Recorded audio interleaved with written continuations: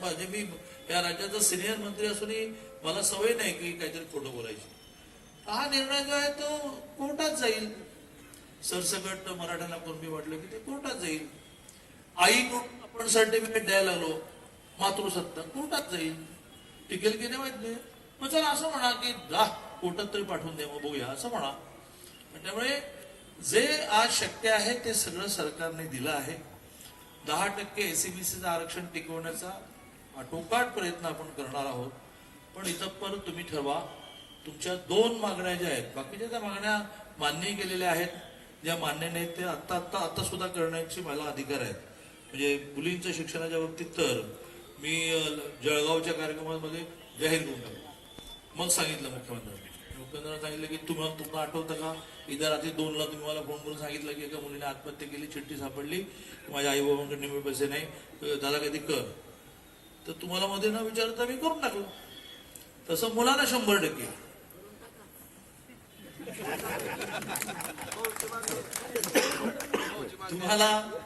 तुम्हाला एक सांगतो की ह्या वर्षी इंजिनिअरिंगच्या 25% जागा रिकाम्या गेलेल्या आहेत. ऍडमिशन गेलं पुरत नाही.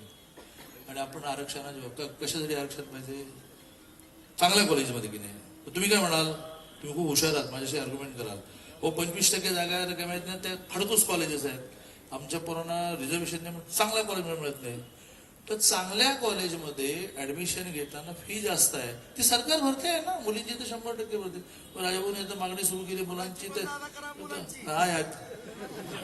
राजाभाऊचा आवाज मोठा आहे, तो ऐकला जाईल. हम तुम्हारे साथ हैं, हम तुम्हारे साथ हैं. तुम्ही चांगल्या कॉलेजेसमध्ये 10% ऍडमिशन वाढवून द्या म्हणा. टेक्निकली मी त्याच्यावर मीच शिक्षण मध्ये विचार सुरू करतो. मेडिकल काउन्सिल आणि AICTE दोघांची परवानगी आणायला लागते का, तर बऱ्या कॉलेजमध्ये पोरांना ऍडमिशन पाहिजे की नाही. मुळात कुठल्याही बऱ्या कॉलेज घ्या. सगळ्यात चांगलं मेडिकल कॉलेज कुठलं? कराडचं कृष्णा. आत गेलं तर म्हणाल आता मी मेडिकलला ऍडमिशन घेतो. 22 लाख रुपये वर्षाला फी आहे. ती 22 लाख रुपये मुलीची फी भरणार की नाही सरकार? मग तुम्हाला चांगल्या कॉलेजमध्ये त्याच्यापेक्षा कुठल्या चांगल्या कॉलेज ऍडमिशन पाहिजे. तरीही चांगल्या कॉलेजमध्ये 10% जागा वाढवा. माझ्याकडे डिमांड करा ना शिक्षण मंत्री म्हणून. मी लगेच कामाला लागतो की कसं वाढवता येईल, काय वाढवता येईल. शिक्षणातल्या आरक्षणामध्ये तर हॉस्टेल दिली नाही, हॉस्टेल मिळालं तर दरमहा 6,000 रुपये आहेत, वर्षाला 60,000 रुपये आहेत. शिक्षणाच्या बाबतीमध्ये आता आरक्षण द्या हा विषय असायला पाहिजे. पण ते ज्यासाठी आहे ते सगळ्या गोष्टी आपण दिल्या आहेत. नोकरीमधल्या आरक्षणाची स्थिती अशी आहे की प्रायव्हेट जॉब जास्त आहेत, सरकारी जॉब कमी आहेत. सरकारी जॉबमध्ये एवढीशे आहेत, त्याच्यामध्ये आपण भांडतो. आता एवढे दिवस सगळं आंदोलन वगैरे आपण चालवतो. मला असं वाटतं की राजाभाऊंच्या सगळ्या सद्भावना ज्या आहेत त्या सद्भावनांच्या बरोबर मी आहे. त्या हम तुम्हारे साथ. नवीन पदवी राजाभाऊंना दिली असेल तर आज ती देण्याचा एक कार्यक्रम मराठा भूषण राजा राऊत. चला, मला असं वाटतं की एवढ्या जाहीर मॉबमध्ये प्रश्नोत्तर होणं बरोबर नाही, पण मी माझी भूमिका मांडली, इतिहास मांडला आणि जे जे करणं शक्य आहे ते सगळं करू असं मांडलं.